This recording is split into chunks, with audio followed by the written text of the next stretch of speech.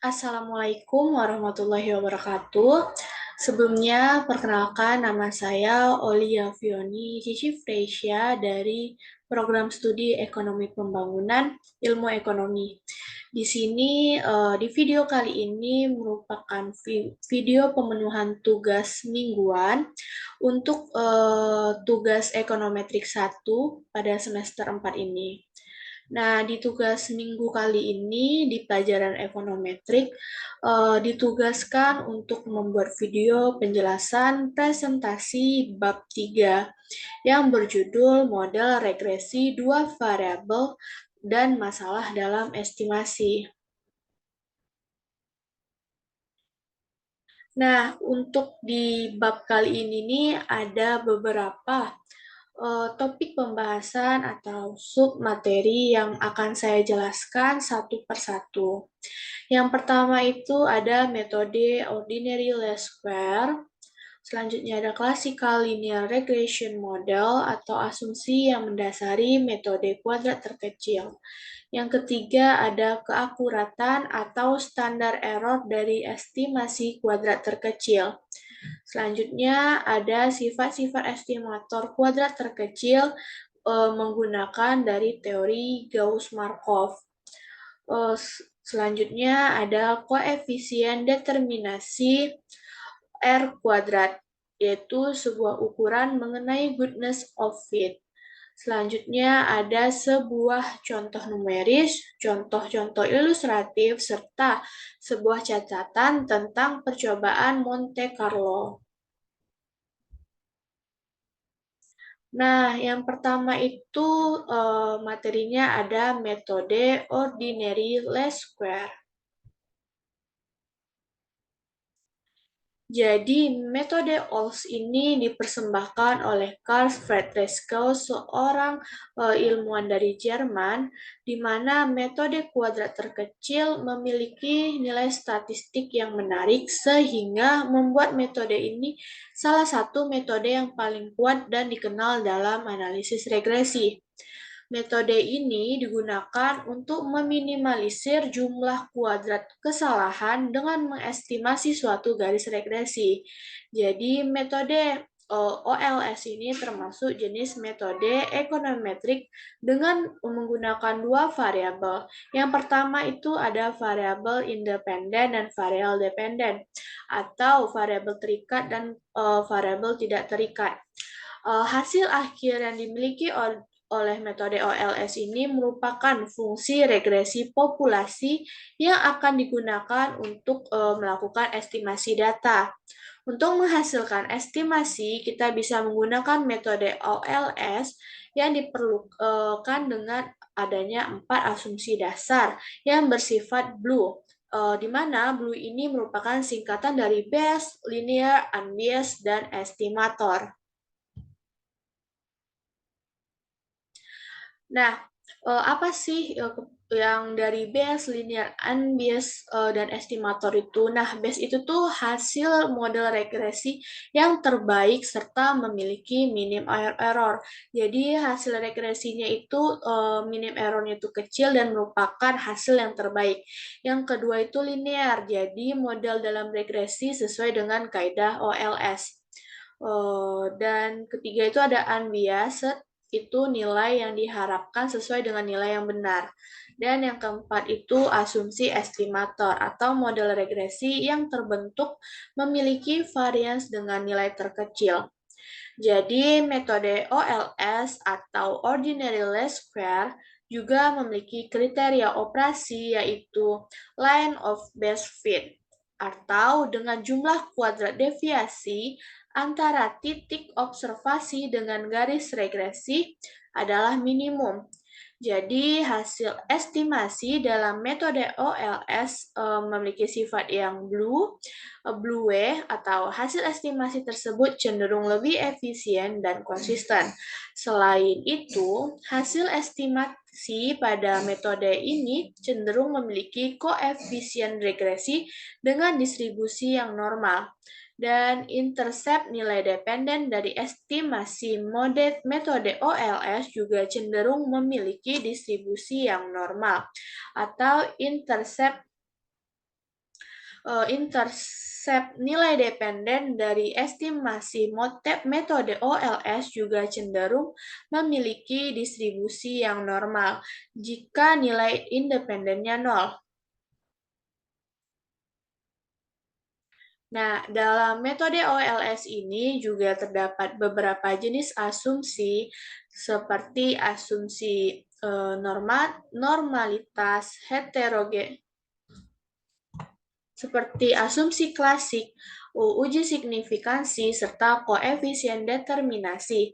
Dalam uji asumsi klasik juga terdapat beberapa asumsi berdasarkan metode OLS atau Ordinary Least Square, yaitu pertama ada asumsi normalitas, asumsi heterogenitas, asumsi non-multikolinearitas. Dan dalam uji signifikansinya ada beberapa jenis pengujian seperti pengujian secara parsial dan pengujian secara serentak. Nah, setiap dari jenis asumsi dan pengujian ini akan memiliki variabel dependen dan independen yang cukup beragam dengan hipotesis yang beragam. Dengan menggunakan metode OLS, data analisis regresi berganda yang dilakukan bisa memberikan hasil yang sesuai dengan kebutuhan. Jadi, metode OLS juga bisa mengukur prediksi terhadap variabel dependen melalui pengamatan variabel independen. Nah, metode OLS ini menggunakan metode kuadrat terkecil atau MKT untuk melakukan pendugaan parameter. Metode OLS sering digunakan seperti dalam perhitungan indeks pembangunan manusia atau IPM. Nah, materi selanjutnya itu Classical Linear Regression Model. Jadi, di Classical Linear Regression Model ini kita akan membahas asumsi yang mendasari dari metode kuadrat terkecil ini. Jadi, ada 7 asumsi. Asumsi pertama itu model regresi linear atau linear dalam parameternya. Jadi, YI sama dengan beta 1 ditambah beta 2 ditambah error. Jadi, model ini itu dapat diperluas lebih banyak merangkum variabel-variabel penjelas. Ingat selalu bahwa regresan Y dan regresor X sendiri bisa saja tidak linear. Asumsi kedua itu ada nilai X selalu tetap atau nilai X yang independen terhadap faktor kesalahan. Jadi, nilai regresor X selalu dianggap tetap dalam pengambilan sampel yang berulang atau regresor selalu tetap, atau pengambilan sampel sejalan dengan pengumpulan variabel Y atau regresor stokastik. Nah, hal ini dapat dijelaskan bahwa berbagai populasi Y berhubungan dengan tingkat pendapatan dengan menjaga nilai pendapatan X untuk selalu tetap. Nah, mengapa kita berasumsi bahwa nilai X ini bersifat non-stokastik? Perhatikan pada sebagian besar ilmu sosial dan variabel X dan Y umumnya itu dikumpulkan secara acak. Hal yang dialami juga kita berasumsi kebalikannya, yaitu variabel X. Seperti halnya variabel Y yang bersifat acak atau bersifat stokastik. Namun demikian, awalnya kita berasumsi bahwa variabel-variabel X bersifat non-stokastik untuk beberapa alasan. Nah, alasan yang pertama itu, hal ini bisa dilakukan dengan penyederhanaan analisis dan memperkenalkan kompleksitas analisis regresi secara bertahap. Alasan keduanya itu situasi eksperimental kemungkinan tidak nyata untuk mengasumsikan bahwa nilai X selalu tetap. Nah, contohnya petani itu mungkin membagi lahan pertaniannya menjadi beberapa bagian lahan dan menerapkan jumlah pupuk yang berbeda atau pada masing-masing lahan itu memiliki jumlah pupuk yang berbeda untuk melihat efek yang ada pada hasil panen. Demikian juga, departemen store mungkin menawarkan tingkat diskon yang berbeda pada sebuah produk untuk melihat bagaimana efeknya kepada konsumen. Nah, terkadang kita ingin menetapkan nilai X untuk sebuah tujuan yang spesifik. Jadi, untuk alasan-alasan itu, kita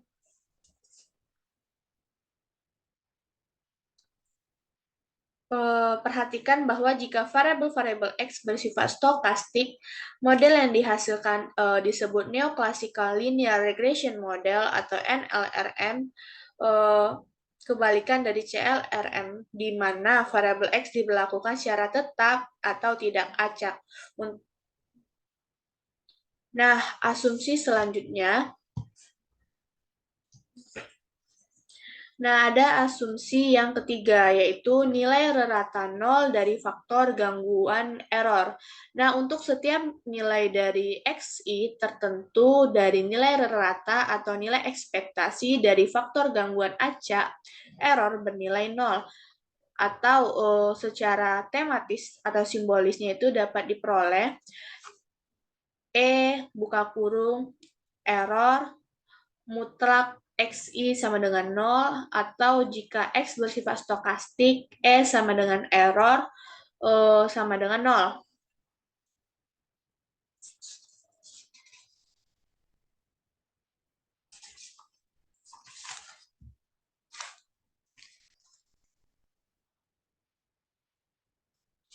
So, asumsi yang keempat itu homoskedastisitas atau keseragaman varians dari error. Jadi, nilai varians faktor kesalahan atau faktor gangguan adalah sama dengan mengabaikan nilai X. Jadi, nilai varian dari faktor kesalahan itu hasilnya akan sama dengan kita mengabaikan nilai dari X.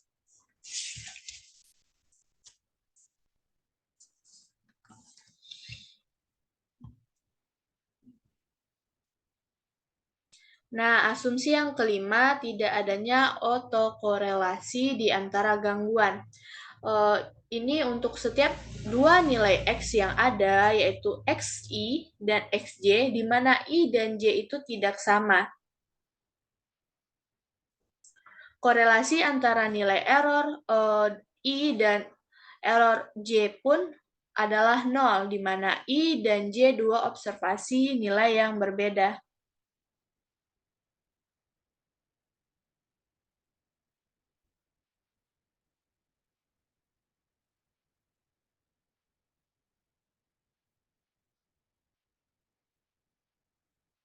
Nah, asumsi yang keenam itu jumlah observasi N harus lebih besar daripada jumlah parameter yang akan diestimasi.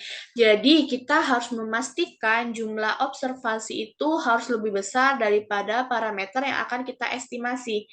Atau dengan kata lain, jumlah observasi harus lebih besar daripada jumlah variabel-variabel penjelasnya. Dan asumsi yang ketujuh itu kriteria dasar variabel X. Jadi nilai X dari sampel tertentu itu tidak selalu harus sama. Secara teknis, variasi X seharusnya merupakan angka yang positif. Lebih jauh lagi, tidak ada pencilan atau outlier dari nilai variabel X, yaitu nilai yang menyatakan hubungan yang terlalu besar pada akhir observasi. Nah, materi selanjutnya, keakuratan atau standar error dari estimasi kuadrat terkecil.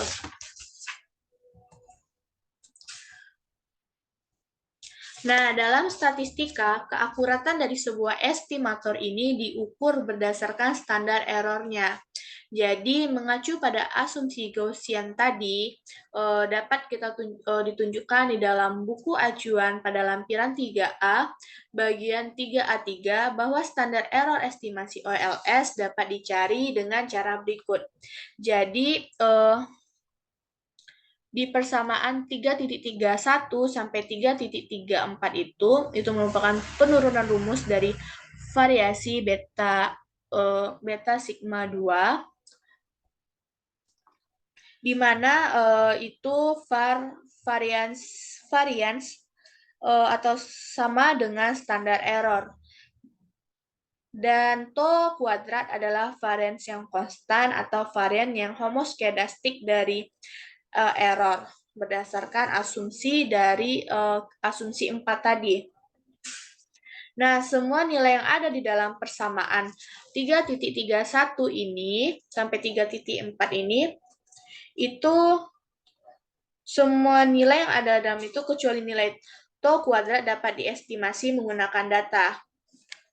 Seperti yang ditunjukkan pada lampiran 3A pada bagian 3A5, tau kuadrat sendiri diestimasi berdasarkan persamaan 3.35. Nih, tau kuadrat sama dengan sigma U kuadrat dikurang N kurang 2, di mana tau kuadrat merupakan estimator OLS dari nilai tau kuadrat yang sebenarnya, namun tidak diketahui.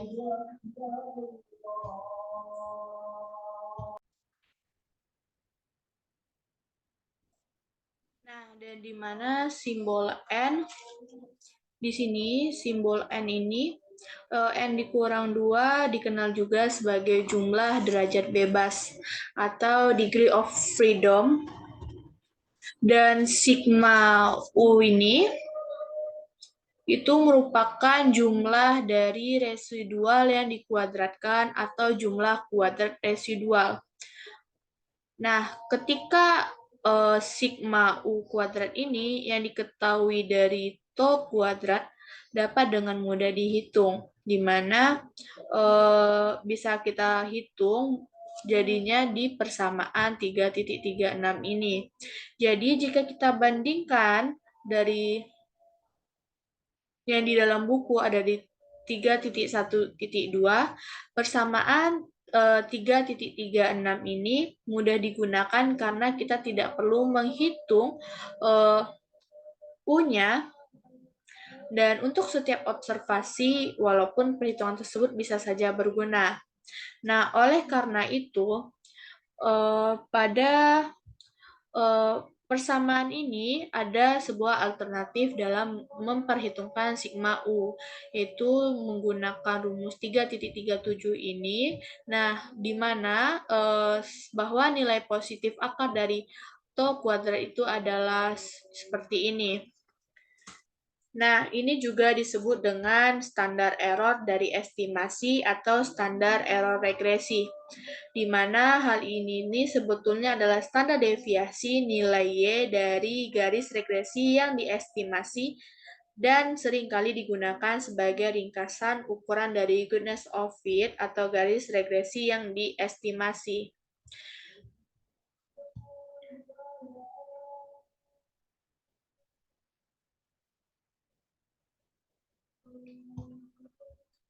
Nah, setelah dapat dari persamaan 3.38, itu ada persamaan dari 3.3.9 karena variasi beta selalu bernilai positif, seperti halnya varians dari variabel-variabel lainnya, maka sifat alami covariance antara beta 1 dan beta 2 tergantung pada tanda X-rat.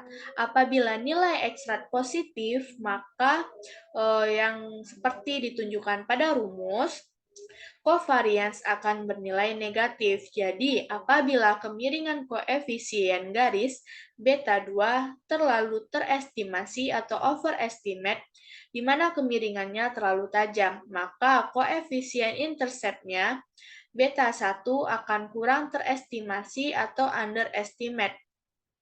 Nah,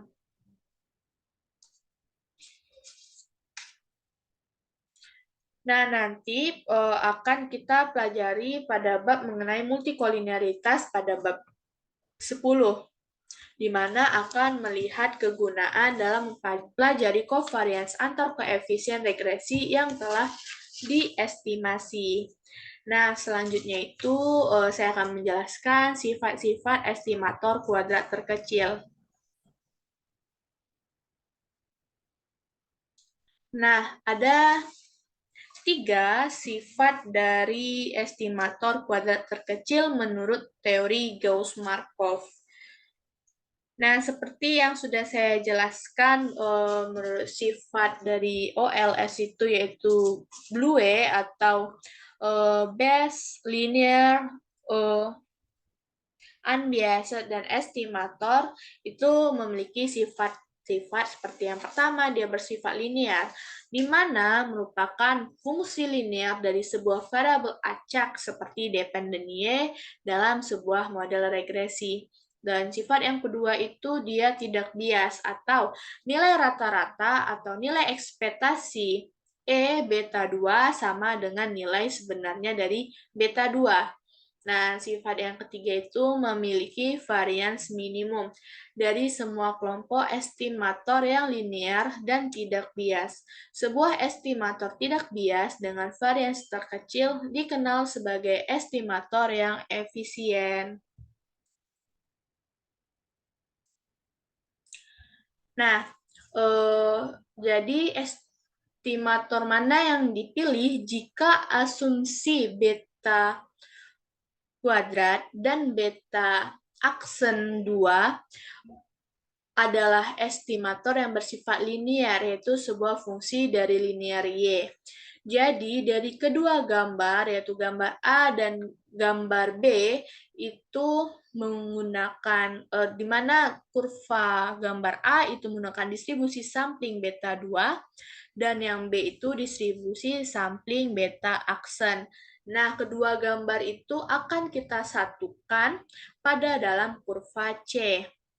Nah, terlihat bahwa di dalam kurva C ini, walaupun kedua beta kuadrat 2, beta kuadrat 2 dan beta aksen 2, dan tidak bias, serta distribusi dari beta aksen 2 lebih terdifusi atau lebih tersebar di sekitar nilai rata-ratanya dibandingkan dengan nilai distribusi beta kuadrat 2. Dengan kata lain, varians dari beta aksen 2 lebih besar dari varians beta kuadrat 2. Sekarang, dengan adanya kedua estimator ini, yang keduanya bersifat linear dan tidak bias, seseorang mungkin saja memilih estimator dengan varians lebih kecil karena estimator itu cenderung lebih dekat dengan beta 2. Nah, daripada estimator alternatifnya, singkatnya seseorang itu pasti akan memilih estimator yang bersifat blue tadi yang sudah dijelaskan sebelumnya.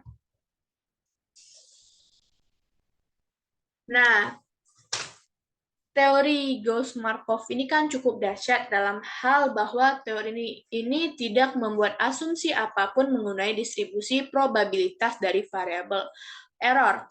Nah, oleh karena itu, tidak ada asumsi mengenai Y. Nah, pada bab selanjutnya kita akan mempelajari bahasan ini. Selama asumsi dari CLRM terpenuhi, maka teorinya dapat berlaku. Sebagai hasil, kita tidak perlu melihat estimator linear serta tidak bias lainnya, karena kita juga tidak akan menemukan estimator seperti itu yang variansnya lebih kecil daripada estimator OLS.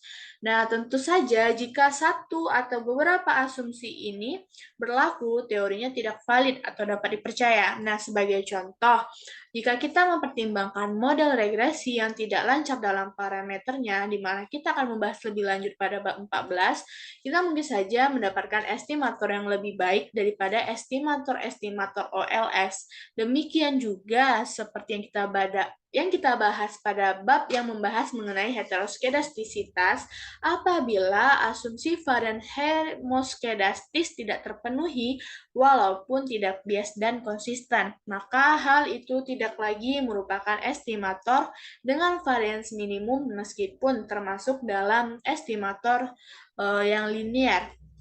Nah, karakteristik statistik yang baru saja kita bahas ini dikenal sebagai karakteristik sampel, sehingga karakteristik ini akan tetap berlaku tanpa mengindahkan ukuran sampel dan estimator yang sedang dibahas. Nah, nanti kita akan bertemu dengan karakteristik asimptotik, karakteristik yang berlaku hanya pada sampel dengan ukuran yang sangat besar, atau secara teknis dikatakan infinite atau tak terhingga. Selanjutnya itu mengenai koefisien determinasi R kuadrat. Nah, saat ini merupakan sebuah ukuran mengenai goodness of fit.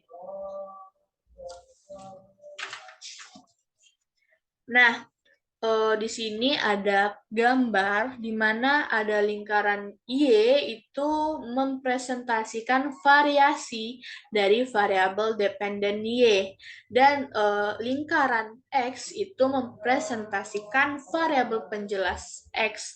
Jadi, kedua lingkaran yang saling tumpang tindih atau pada daerah yang diarsir yang saling bertemu itu seperti yang ada di B ini titik temunya. Wah, nih seperti titik temu yang diarsir ini itu tuh menunjukkan keberadaan variasi dari X yang dijelaskan oleh variasi X. Jadi, daerah yang diarsir ini menunjukkan keberadaan variasi dari Y yang dijelaskan dari variasi X. Nah, semakin besar lingkarannya atau saling tumpang tindih, maka semakin besar juga variasi Y yang dapat dijelaskan oleh X. Nah, koefisien determinasi R kuadrat ini secara singkat adalah ukuran dari daerah yang tumpang tindih. Jadi daerah tumpang tindih ini atau daerah yang diarsir merupakan koefisien determinasi R kuadrat. Nah, dari figur ini, dari contoh ini, jika kita bergerak dari arah kiri ke arah kanan, daerah yang saling tumpang tindih ini semakin meningkat. Dapat dikatakan dari figur secara berurutan, semakin besar proporsi variasi Y yang dijelaskan oleh X, atau singkatnya R kuadratnya yang semakin meningkat, jika tidak ada daerah yang saling tumpang tindih, R kuadrat pasti bernilai 0. Namun, jika daerah yang saling tumpang tindih ini bersifat menyeluruh, maka R kuadrat ini bernilai 1, sebab 100% variasi dari Y dapat dijelaskan oleh X.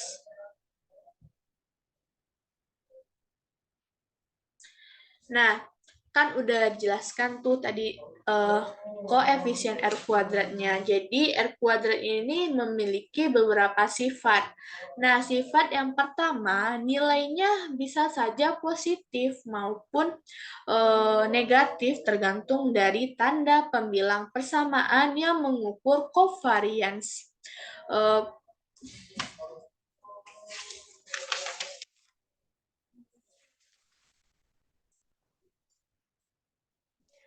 Covariance pada persamaan kedua variabel. Yang kedua itu kisaran nilainya berada di antara -1 dan +1. Sifat ketiga, secara alamiah, R bersifat simetris dan koefisien korelasi berada di antara X dan Y. Atau Y sama buka kurung RXY yang akan sama dengan pada Y RYX. Sifat keempat, independen terhadap kondisi awal dan secara besaran. Yang kelima, apabila X dan Y independen secara stokastik, maka koefisien korelasi antara kedua variabel bersifat 0. Jika R sama dengan 0, tidak berarti kedua variabel bersifat independen. Artinya korelasi 0 tidak selalu independen. Yang keenam, hanya merupakan ukuran hubungan linear atau dependensi secara linear. Yang ketujuh, ukuran linear tidak selalu menjelaskan sebab dan akibat. Nah, yang selanjutnya itu merupakan catatan tentang percobaan Monte Carlo. Jadi pada persamaan 3.8.1 ini ada tahapan percobaan dari Monte Carlo. Yang pertama, misalnya nilai mulai nyata dari sebuah parameter adalah beta 1 sama dengan 20 dan beta 2 sama dengan 0,6. Yang langkah keduanya kita memilih sampel, misalnya dengan N sama dengan 25. Langkah ketiga, kita bisa tetapkan nilai X-nya untuk setiap observasi. Jadi, secara keseluruhan, kita memiliki nilai sebanyak 25X. Yang keempat, itu misalnya kita melihat tabel angka acak atau random number table memiliki 25 buah nilai dan menamainya UI yang saat ini berada pada software statistik memiliki pembuat angka yang acak di dalamnya. Nomor 5, karena telah mengetahui beta 1, beta 2, X1, dan error I, dengan menggunakan persamaan dari 3.8.1, kita akan mendapatkan nilai Y, I sebanyak 25 buah.